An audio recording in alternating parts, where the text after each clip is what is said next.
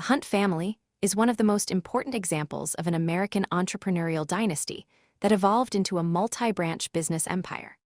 Unlike families that inherited wealth or simply managed investment portfolios, the Hunts were builders. They formed an entrepreneurial legacy defined by innovation and dominance within new industries due to their aggressive early bets on oil exploration, land acquisition, and professional sports. Their story is not just about making money. It is about scale, ambition, family fragmentation, reinvention, and the challenge of managing enormous wealth across generations. In the beginning, the Hunt family story centered around one man, H.L. Hunt. H.L. Hunt was born in Illinois in 1889 and grew up in a relatively modest farming family. There was no old aristocratic fortune behind him. No giant inheritance. No established banking empire. In many ways, the family's origin story resembles classic American frontier capitalism. The defining moment came in the 1930s during the East Texas oil boom. Legend says Hunt won a poker game against another oilman named Dad Joyner, acquiring a stake in the East Texas oil field, one of the largest oil discoveries in American history. The story has been debated and romanticized over the years, but what mattered was this. H.L. Hunt recognized that the field was vastly more valuable than most people realized. That decision changed everything. The East Texas oil field produced enormous amounts of crude oil and transformed Hunt into one of the richest men in America. Oil revenue poured in for decades. Hunt reinvested aggressively into drilling, pipelines, land, ranches, refining, and energy infrastructure. Unlike some wealthy families that diversify immediately into finance or luxury assets, the early Hunts were deeply operational. They believed in ownership, production, and hard assets. Oil wells, mineral rights, ranch land, and pipelines were tangible assets that generated enormous cash flow. H.L. Hunt also became known for his intense work ethic and obsession with business expansion. He reportedly read constantly, studied economics, and developed strong opinions about government policy, inflation, and markets. He was frugal in some ways, despite immense wealth. The family culture emphasized discipline, business competence, and self-reliance rather than flashy public celebrity. But the Hunt family story was never simple. H.L. Hunt had an extraordinarily large family. He had 15 children across multiple relationships and marriages, creating several branches of the family tree that later developed their own businesses, rivalries, and priorities. That structure became one of the defining characteristics of the Hunt dynasty. Unlike a tightly centralized family empire controlled by one heir, the Hunts evolved into a sprawling network of semi-independent family branches. And that leads directly into the second major question: how did they expand, or in some cases destroy, the wealth? The answer is, both happened simultaneously. Some branches multiplied the fortune. Others nearly imploded under excessive risk-taking. One of the most famous examples was the silver market disaster involving brothers Nelson Bunker Hunt and William Herbert Hunt during the 1970s. Concerned about inflation and distrustful of paper currencies, the Hunt brothers began aggressively buying silver. Eventually, they accumulated massive positions in the global silver market. At one point, the Hunts controlled an extraordinary percentage of the world's deliverable silver supply. Silver prices skyrocketed. For a brief moment, the Hunts appeared unstoppable. But the strategy was highly leveraged and incredibly risky. When exchanges changed margin requirements and silver prices collapsed in 1980 during what became known as Silver Thursday, the Hunt brothers suffered catastrophic losses. Billions of dollars evaporated. The episode became one of the most famous commodity collapses in financial history. It was a major lesson in concentration risk and leverage. Yet remarkably, the broader Hunt family empire survived. Why? Because the wealth was fragmented across many family branches and industries. While one side of the family suffered major losses, other branches continued operating profitable oil, real estate, and investment businesses. And perhaps the most successful long-term branch emerged through Lamar Hunt. Lamar Hunt became one of the most influential figures in American sports history. Instead of focusing solely on oil, he expanded into sports ownership and helped reshape modern professional athletics. He founded the American Football League, played a major role in the AFL-NFL merger, and owned the Kansas City Chiefs. In fact, the term Super Bowl is often credited to Lamar Hunt. He also invested in soccer, tennis, and sports infrastructure. Through this branch, the the Hunt family became deeply tied to the growth of American professional sports.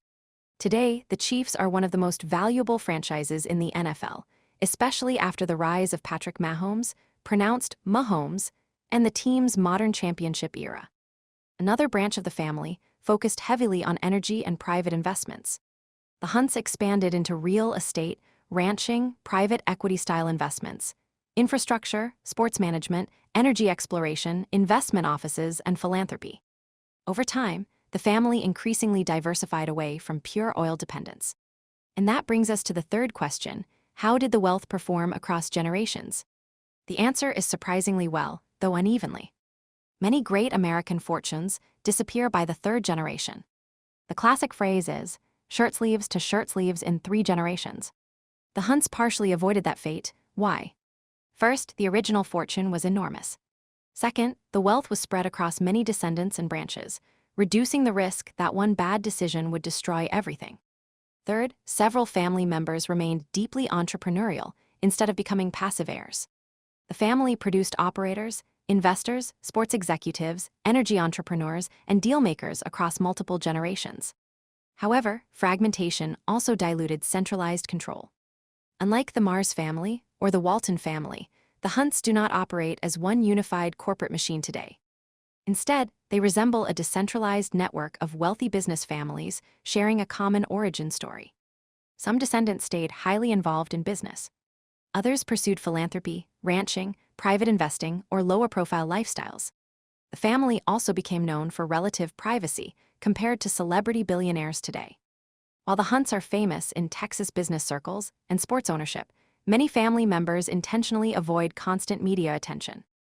In some ways, they reflect old-style Texas wealth culture. The family is private, asset-heavy, relationship-driven, and long-term oriented. They are generally less interested in public branding than many Silicon Valley billionaires today. Now to the fourth question: what is their current status today, and who is doing what? The Hunt family remains extremely influential, especially in Texas, energy, and professional sports. The most publicly visible branch today is likely the sports branch connected to the Kansas City Chiefs. After Lamar Hunt's death in 2006, leadership passed largely through his family, including Clark Hunt, who now serves as chairman and CEO of the Chiefs. Under Clark Hunt's leadership, the franchise became one of the NFL's modern dynasties. The Chiefs won multiple Super Bowls and became one of the league's most recognizable global brands. The family also has ownership ties to FC Dallas and broader soccer operations through Hunt Sports Group. Meanwhile, other Hunt descendants remain active in oil and gas, private investment firms, real estate, ranch operations, family offices, and philanthropic organizations. Texas remains central to the family identity. Dallas, in particular, became one of the long-term hubs of Hunt influence through energy, land ownership, and business investment. The family is no longer defined by a single patriarch controlling everything. Instead, it operates more like an ecosystem of wealthy interconnected branches. And finally, the fifth question: what lessons can be learned from the Hunt family story? There are several major lessons. First, concentrated entrepreneurial risk can create extraordinary wealth. H.L. Hunt did not build his fortune cautiously through index funds. He made aggressive bets on oil exploration during a transformative industrial era, and the upside was enormous. Second, operational assets matter. The Hunts built wealth through productive systems like oil production, infrastructure, sports franchises, land ownership, and energy operations rather than pure speculation alone. Third, diversification eventually becomes essential. The silver collapse showed the dangers of excessive leverage and concentration. Some Hunt family members nearly destroyed huge fortunes by overcommitting to one macroeconomic thesis. Fourth, family structure shapes dynastic outcomes. A family with 15 children across multiple branches creates both resilience and fragmentation. One branch can fail while others thrive, but centralized coordination becomes harder over time. Fifth, cultural values matter more than people realize. The Hunts maintained influence partly because many descendants remained business-oriented instead of becoming entirely passive inheritors. Several generations continued building rather than simply consuming. And perhaps the biggest lesson is this: great family fortunes are rarely static. The Hunt family did not remain just an oil family. They evolved into sports owners, investors, operators, landholders, and business builders. Their story reflects a broader truth about American dynasties. Wealth survives longest when families adapt to new industries while preserving core principles around ownership, discipline, and long-term thinking.